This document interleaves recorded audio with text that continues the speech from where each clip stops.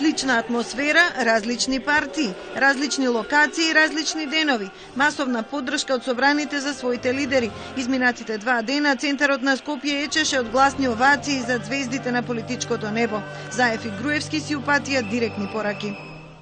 Груевски, не одовлекувај и самиот гледаш заврши твоето. Оди си!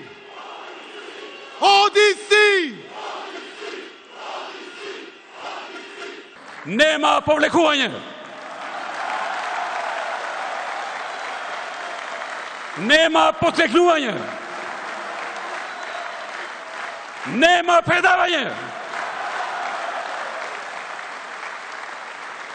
Македонија е силна.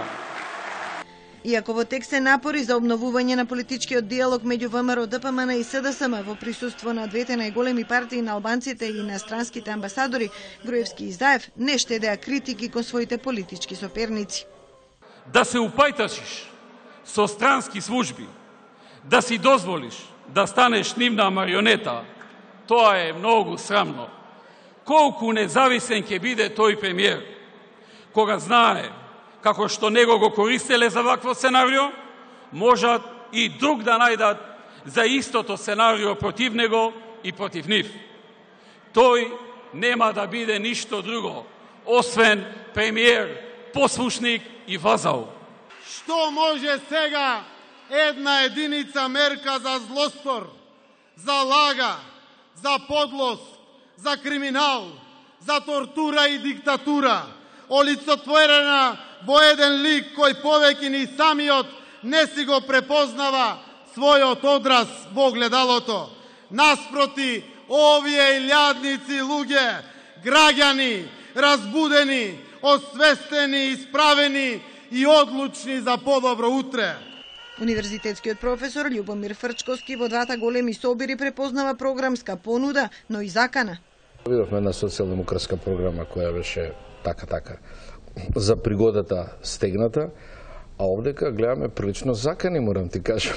Сега последно што го слушаме, дека тоа народов ке не брани и односно со нас ке расчистуе, тоа е јасно. Тие сите го препознаеме што сме јаделе калај од нивните закани. Јасно е што. Не е важно тоа што ни го продаваат името, важно е по нас да се пука. Според поранешниот амбасадор Блер им река, најголема придобивка е што двата масовни собири минаа во мирна атмосфера. Имавме два мирни, долги, бројни протести и мислам дека можеби ова прв чекор што влегуваме во некои по-демократски шаблони на политиката. Ако се сеќавате, сите досегашни или мнозинството од сите досегашни протести или завршува со полициска интервенција, или со водени топови, или со апсење на демонстрантите. Мислам дека може би ова нов почеток. Покажувањето моќна сенародна поддршка со пребројување на присутните по метар квадратен заврши. Следува тестот на издржливост на помали групи приврзаници во камп услови во урбана средина.